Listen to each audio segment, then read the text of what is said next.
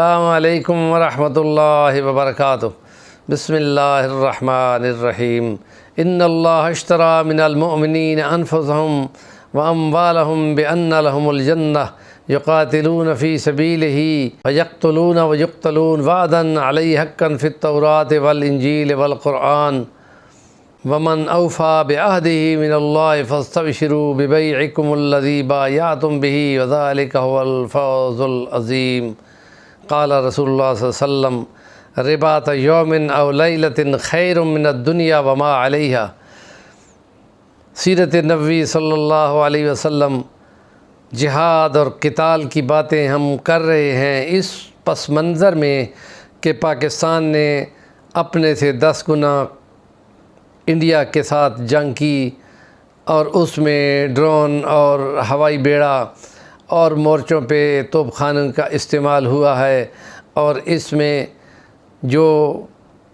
لفظ قرآن مجید میں بولے ہیں کہ بے شک اللہ تعالیٰ نے ایمان والوں سے ان کی جان ان کے مال کے بدلے میں جنت کا سودا کر لیا ہے، اور وہ قتل کرتے ہیں اور قتل ہو جاتے ہیں، اور جس نے اپنے اس عہد کو پورا کر دیا تو اس کے لیے اس کو خوشخبری دے دو جنت کی، اور یہ بہت بڑی کامیابی ہے۔ اور حدیث نبی پاک جو پڑھی ہے کہ جس نے اپنے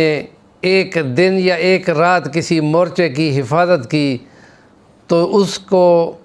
ایسا اجر ہے کہ جو دنیا کے اندر دنیا کے اوپر جو کچھ بھی ہے اس سے کہیں زیادہ اس کو اس کا اجر ملتا ہے۔ اس کی بہت زیادہ سب فضیلت بھی آئی ہے کہ جس نے ایک دن یا ایک رات کسی مورچے کی حفاظت کی اس نے گویا 1 مہینہ رمضان مبارک کے روزے رکھے اور رات کے نوافل میں گزارے، یوں کر کے اس کی فضیلت بیان کی گئی ہے۔ اس پس منظر میں اگر دیکھیں کہ وہ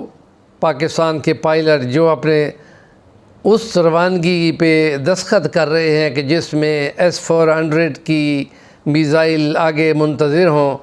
اور وہ موت کے منہ میں جانے کے لیے جا رہے ہوں، تو گویا وہ یہی معاہدہ اللہ سے کرتے ہوئے جا رہے ہیں کہ اگر ہمیں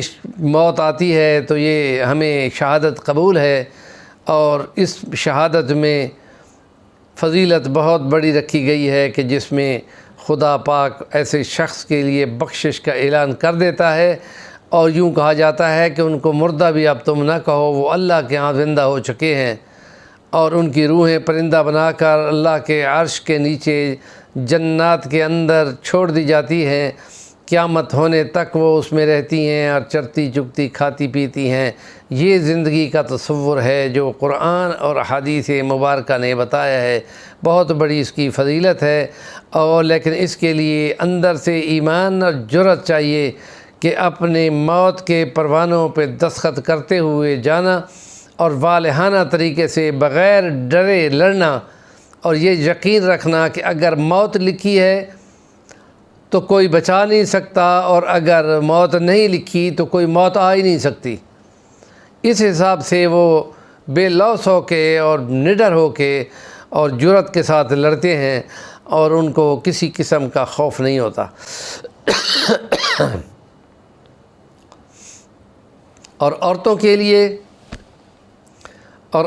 لیے نبی پاک صلی اللہ علیہ وسلم نے فرمایا کہ عورت جہاد پہ نہیں جائے گی، اس کا حج جو ہے وہ اس کا جہاد ہے، اور اس جہاد میں جب وہ جاتی ہے تو اتنی ہی مشقت اس کو وہاں حج کے دنوں میں اٹھانی پڑتی ہے۔ یہ ہمارے چینل کا نام ہے صفی الوانی،